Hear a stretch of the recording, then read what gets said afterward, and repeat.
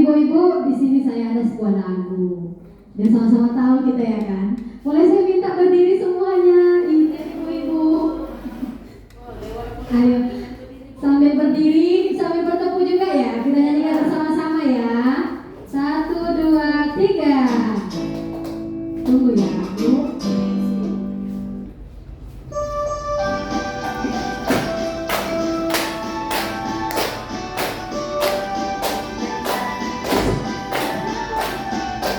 Belajar Pancasila, beriman dan bertakwa pada Tuhan Yang Esa dan berakhlak mulia, berkebinekaan global, gotong royong mandiri, kreatif dan bernalar kritis. Belajar Pancasila, beriman dan bertakwa pada Tuhan Yang Esa dan berakhlak mulia, berkebinekaan global, gotong royong mandiri, kreatif dan bernalar kritis.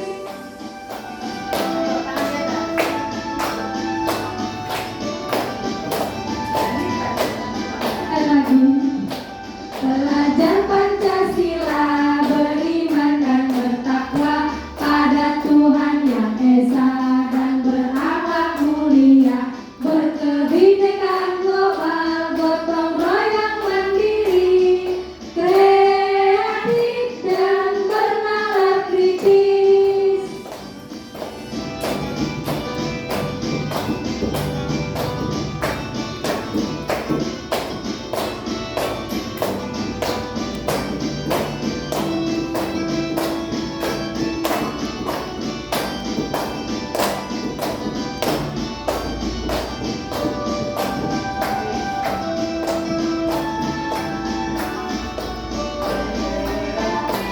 Hore, ibu-ibu, terima kasih. Silakan duduk. Terima kasih ibu-ibu sudah sama tadi kita menyanyikan lagu Profil Pelajar Pancasila. Selanjutnya saya akan memaparkan tentang teori motivasi perilaku manusia. Teori motivasi perilaku manusia ini ada dua cara. Yang pertama itu bisa dilakukan dengan motivasi eksternal. Kemudian ada juga motivasi internal. Motivasi eksternal adalah motivasi dari dalam diri kita. Bagaimana seseorang itu bisa memotivasi didasari dari niat hatinya. Kemudian yang kedua, motivasi internal. Nah, ini motivasi internal. Sedangkan motivasi internal ini adalah motivasi dari luar. Bisa kita dapatkan dari rekan-rekan kita, ataupun dari kepala sekolah kita, ataupun dari peraturan-peraturan yang dibuat oleh sekolah kita. Yang pertama, untuk motivasi eksternal, yaitu untuk menghindari ketidaknyamanan atau hukuman. Misalnya seperti pertanyaan, apa yang terjadi bila saya tidak melakukannya? Pertanyaan seperti itu kita munculkan dari dalam hati kita. Apa yang akan terjadi pada diri kita kalau kita tidak mau mengikuti perkembangan dunia pendidikan? Kalau itu kita tanyakan kepada hati kita, mungkin kita bisa menemukan jawabannya. Kemudian yang kedua, untuk mendapatkan imbalan dari orang lain atau institusi, kita bisa menanyakan kepada diri kita, apa yang akan saya dapat bila saya melakukannya? Nah, bisa kan ibu-ibu? Bu Aprida kira-kira pernah bertanya ke dalam hatinya seperti itu? Kira-kira apa jawabannya Bu Aprida? Apa yang akan terjadi kalau ibu tidak mau terus belajar di dunia pendidikan guru ini? Apa Bu? Yang rugi diri sendiri ya Bu. Jadi kalau kita sadar yang rugi diri kita sendiri, apa yang kita lakukan Bu?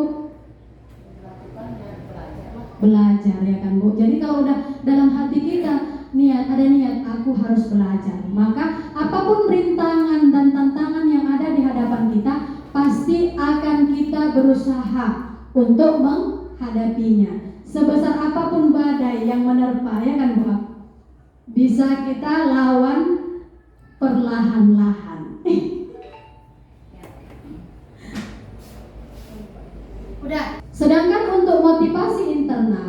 yaitu untuk menghargai diri sendiri. Bisa kita lakukan dengan memberi pertanyaan terhadap diri kita. Saya menjadi orang seperti apa bila saya melakukannya?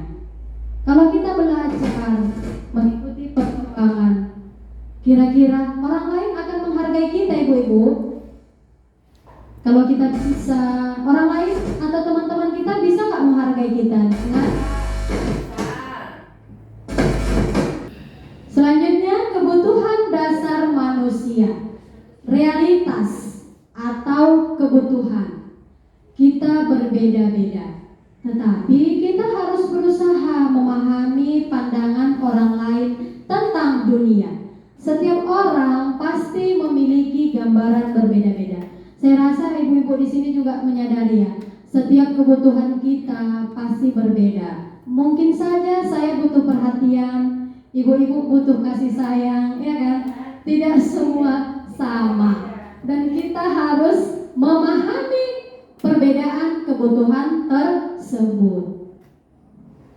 Di sini saya akan menceritakan sebuah kasus. Harapan saya ibu-ibu di sini nanti bisa membantu saya memberi masukan terhadap kasus yang saya hadapi. Kasusnya adalah Ibu Indah, guru kelas 5 SD, sedang bingung menghadapi ulah salah satu murid di kelasnya. Nama muridnya Agus. Beberapa anak telah datang dan mengeluhkan Agus seringkali meminta bekal makan siang mereka dengan paksa. Anda menghadapi situasi seperti pertanyaan saya sama ibu-ibu, apa yang akan saya lakukan untuk menghadapi ulah si Agus tadi? Kira-kira apa ya Bu? Si Agus tadi suka kali minta bekal makan kawannya dengan paksa pula itu. Kira-kira bagaimana ya Bu? Yang pertama apa yang bisa kita lakukan Bu? Menasehati si Agus tadi ya. Kemudian setelah kita nasihati, kita memintanya untuk membawa bekal sendiri supaya tidak memaksa atau tidak meminta bekal temannya. Ada dua cara yang bisa kita lakukan ya Bu ya. Menurut ibu-ibu, kira-kira apa alasan si Agus? Ada nggak kira-kira ya alasan si Agus melakukan hal yang salah tadi? Karena jahil.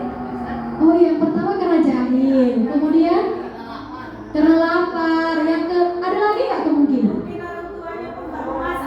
Iya ya Bu ya, mungkin bisa jadi orang tuanya tidak memasak di rumah, ya kan? Ada 3 hal kemungkinan. Atau mungkin saja tidak ada beras yang mau dimasak di rumah, mungkin nggak ya kan?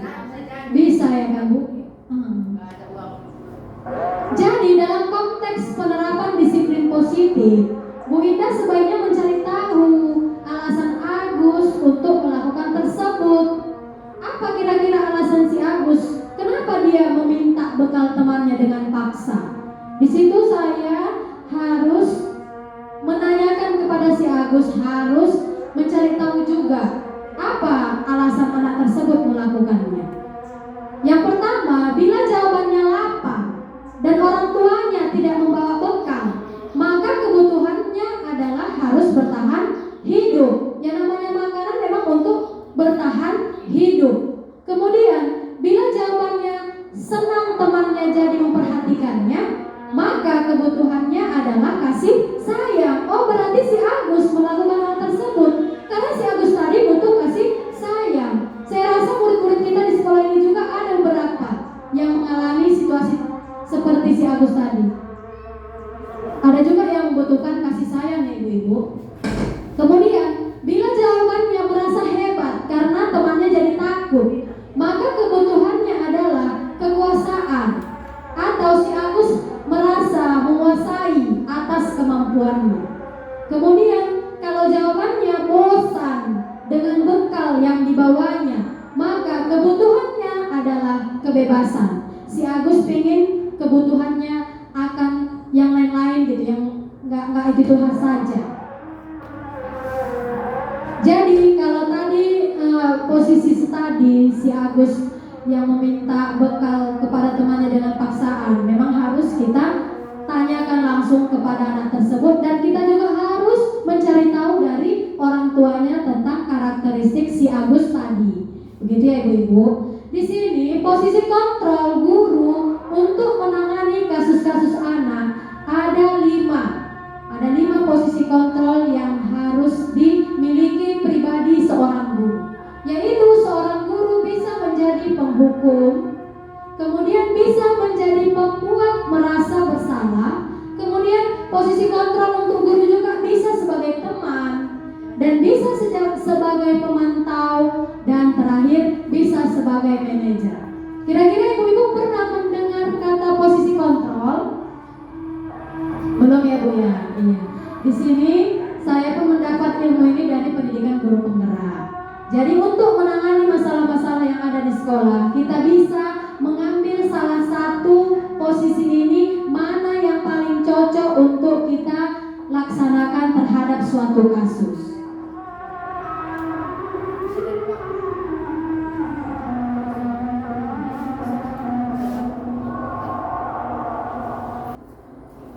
Baik ibu-ibu, di sini di PPT saya sudah dipaparkan penjelasan tentang 5 posisi kontrol. Yang pertama, posisi kontrol menghindari hukuman. Kalau kita tidak mau memberi hukuman kepada siswa kita bisa menerapkan posisi kontrol sebagai penghukum dan membuat orang merasa bersalah. Bagaimana cara kita untuk menerapkan posisi kontrol sebagai penghukum? Di sini sudah dipaparkan misalnya perbuatan guru untuk menghadapi masalah siswanya bisa dengan menghardik. Ini di penghukum ya Bu ya, menghardik atau menunjuk-nunjuk, menyakiti, menyindir. Ini dia. Kalau sebagai penghukum. Kemudian guru berkata,